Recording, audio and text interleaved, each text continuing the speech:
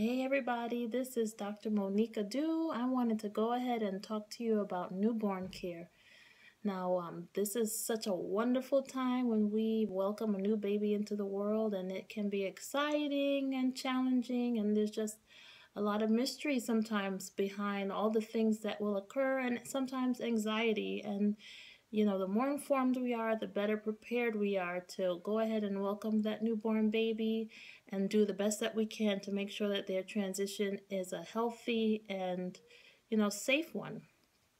So when that newborn is welcome into the world at the hospital, there are some standard things that the hospital will often do, and that's for everybody. So that includes go ahead and putting in some antibiotic ointment in their eyes. So if you see that little gel there, clear gel on their eyes, nothing's wrong. That's what they do for all babies. They go ahead and put that there to prevent eye infections that can occur at times from the passage um, from that vaginal canal. They go ahead and put antibiotic ointment on all infants' eyes.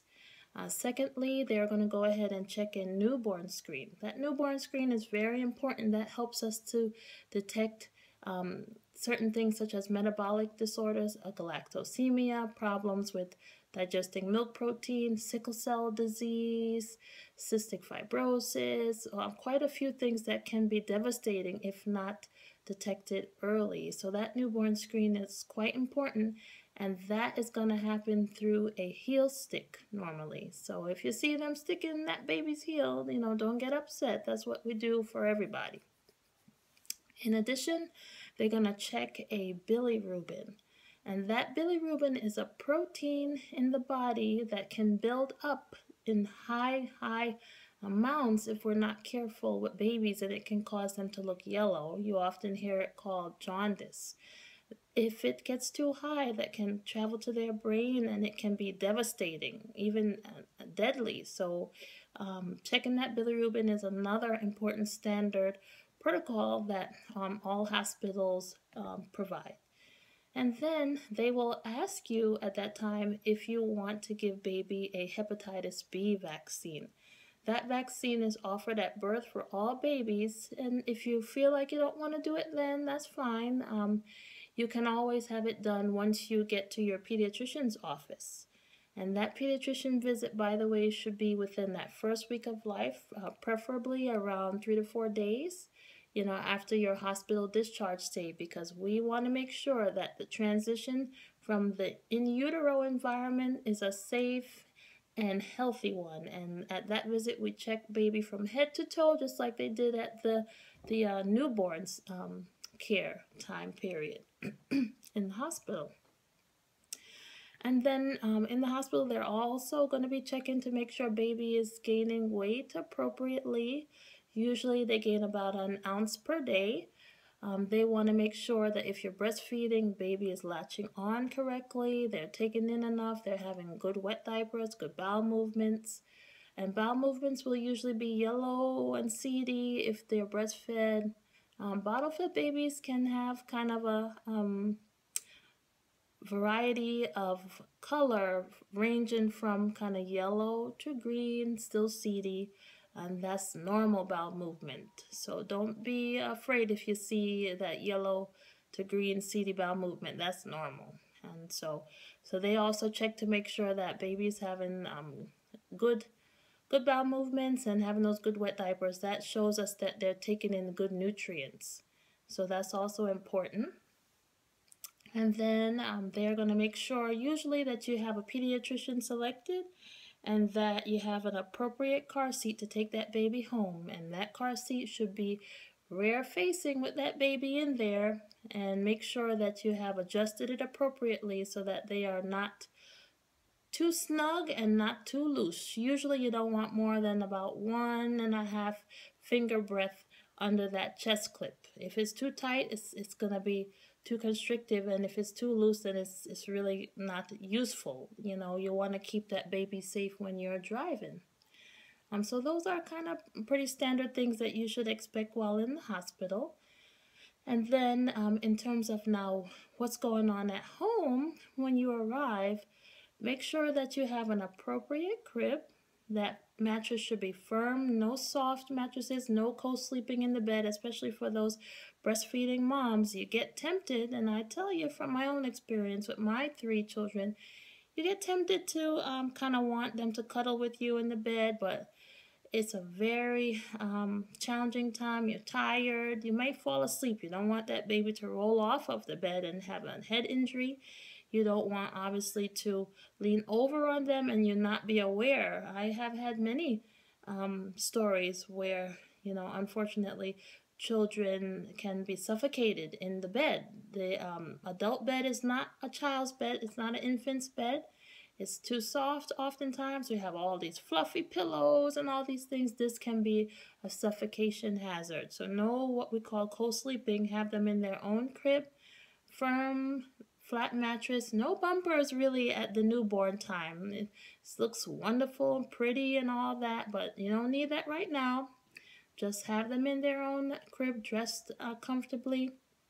You can swaddle them too in a blanket, but make sure that they don't kind of get loose from it, because that can go over their nose and that can be a hazard too.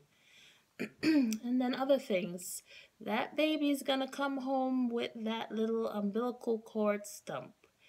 So that stump is usually gonna dry up and fall off in about 2 weeks. You don't have to put any alcohol on there. They've done research studies looking at whether alcohol versus just leaving it alone, which one is effective versus the other, and honestly it's not much difference. So really, I don't like to introduce anything there. If you don't have to, just go ahead and leave it dry.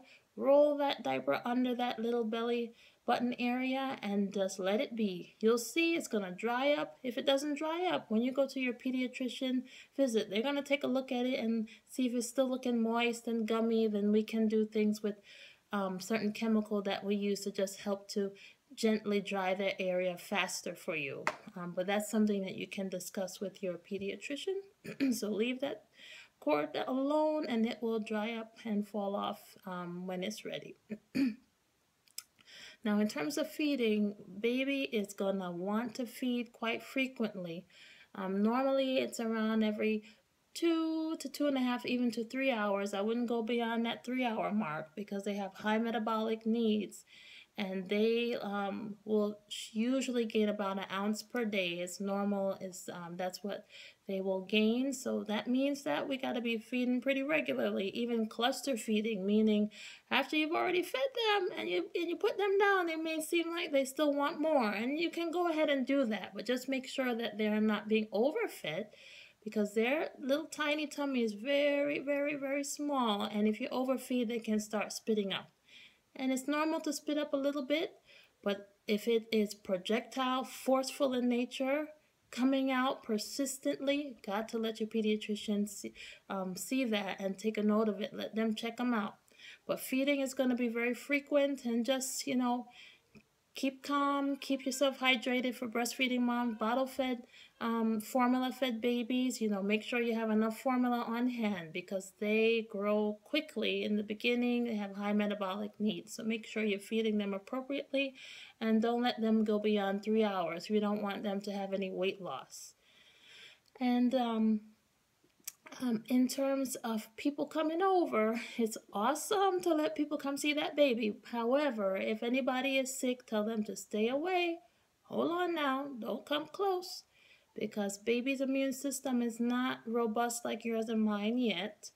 So we don't want to pose them to any increased risk for infections. So sick people stay away, and then those that are okay, close family members can come, but make sure they wash their hands appropriately, and then they can pick that beautiful baby up and hold. That is pretty much about it.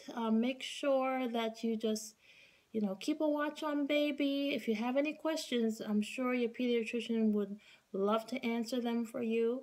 Make sure that you keep your health checks. It's very important. Usually, like I said, around the first week they should be seen, and then after that, usually if there's no complications, no significant weight loss, no jaundice, then usually they'll be seen at the first week, second week, a month, 2 months, 4 months, 6 months, 9 months, 12 months, 15 months, 18 months, 2 years old and onwards. So you'll see that it gets spaced out quite a bit, and before you know it, you'll have a wonderful toddler talking and walking, running around, and just enjoying life with you.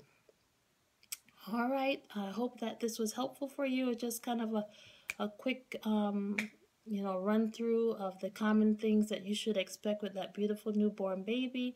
And please definitely post any questions that you may have, and definitely share with your friends. And thank you all so much for sharing my posts with your friends. The more informed we are, the more empowered we are, and the more we are able to just have a good hold and reign on our health. All right, I'll see you soon.